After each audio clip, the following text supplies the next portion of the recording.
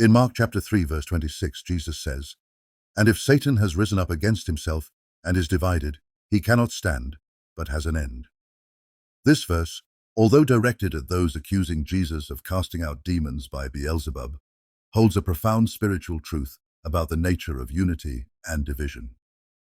Jesus is making a powerful statement about the self-destructive nature of division, especially in the spiritual realm. When there is division, even in the demonic kingdom, its inevitable result is collapse and destruction. In the immediate context, the religious leaders had just accused Jesus of performing his miracles through the power of Satan. This accusation is not only absurd, but it also reveals the blindness of those who were hardened in their hearts against the truth. Jesus, in his infinite wisdom, refuted their claim by pointing out the absurdity of their argument. If Satan were working against himself, then his kingdom would fall. This statement not only defends the integrity of Jesus' ministry, but also highlights a principle that applies across the spiritual and physical worlds. A kingdom divided cannot stand. Satan's kingdom thrives on deception, rebellion, and chaos. His strategy from the beginning has been to oppose God's authority and to lead mankind into sin. But his end is already determined. Revelation chapter 20, verses 1 through 3, makes it clear that Satan's power is temporary, and his eventual imprisonment in the bottomless pit is assured. Though he currently works tirelessly to deceive the nations and sow discord among people, even his efforts will come to nothing because his kingdom is founded on lies and falsehoods. This truth should bring great comfort to believers. Even though we live in a world where the forces of evil seem strong, we can rest in the knowledge that Satan's kingdom is not eternal. Jesus' death and resurrection secured the ultimate victory over sin and death, and the destruction of the kingdom of darkness is inevitable. As followers of Christ, we are already on the side of victory. Colossians chapter 2, verse 15 reminds us that Jesus disarmed principalities and powers. He made a public spectacle of them, triumphing over them in it. Satan's defeat is not a future possibility, but a past reality, sealed by the work of Christ on the cross. However, while Satan's end is certain, he continues to work in this present age to disrupt the work of God and to attack the church. One of his primary tactics is division. Just as division leads to the downfall of Satan's kingdom, it can weaken the church if left unchecked. The enemy seeks to create division among believers, knowing that a divided church will be less effective in its mission to proclaim the gospel. Satan's goal is to isolate, confuse, and create factions within the body of Christ. He knows that if he can sow discord among believers, he can hinder their witness to the world. This is why unity in the church is so critical. In John chapter 17, verses 20 through 23, Jesus prayed for all believers to be one, just as he and the Father are one. The unity of believers is meant to reflect the unity of the Godhead, Father, Son, and Holy Spirit. This spiritual oneness is a testimony to the world of the truth of the gospel. Jesus said that the world would know that the Father sent him if his followers are united in love. Unity is not a peripheral issue, it is central to our witness as Christians. Paul also emphasizes the importance of unity in the body of Christ.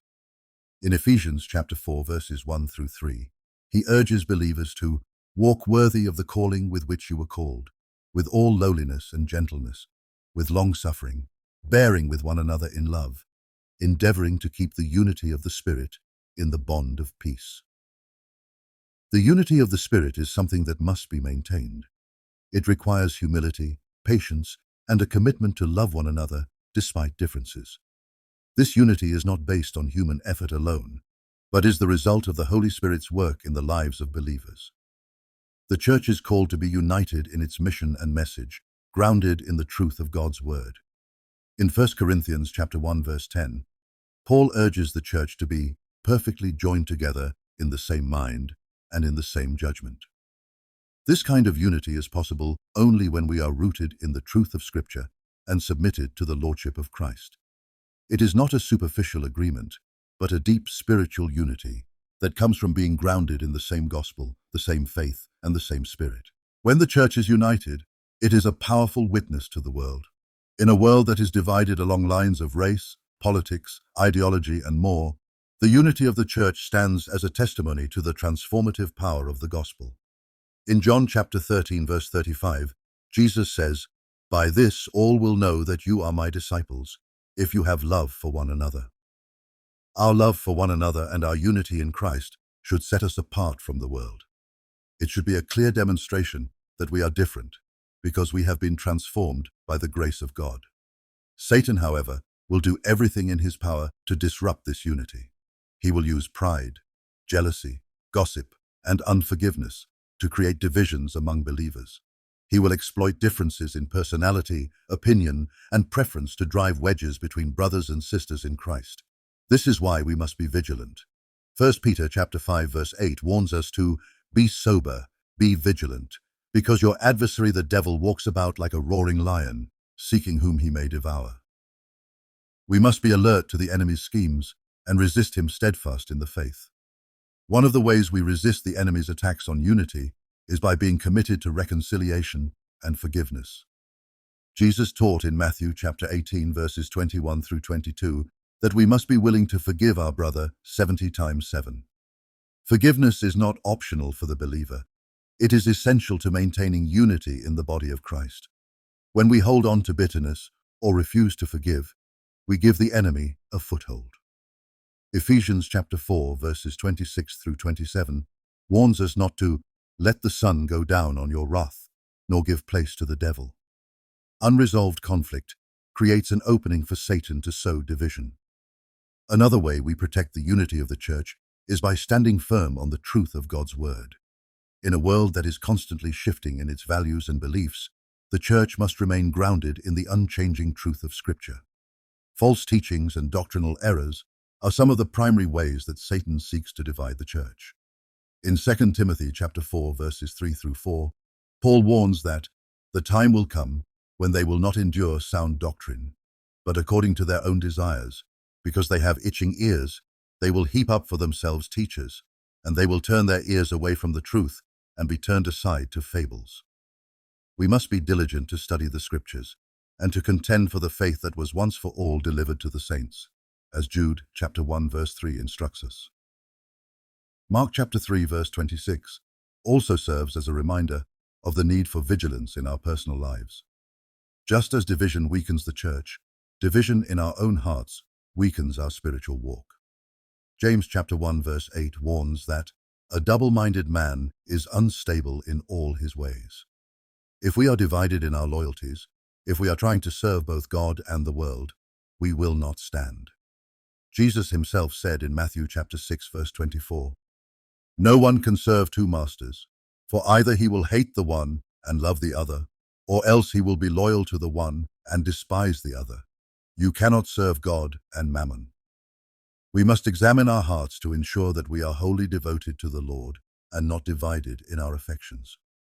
In these last days, as the return of Christ draws near, the attacks of the enemy will intensify.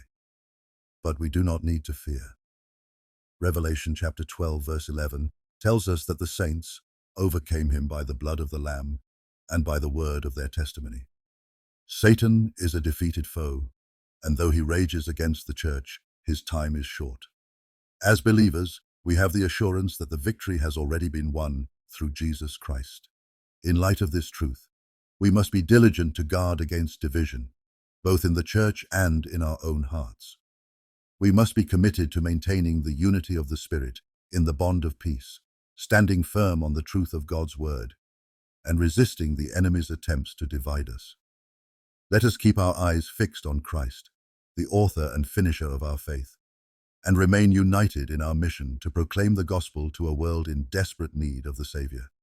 Satan's end is near, and the kingdom of God will stand forever.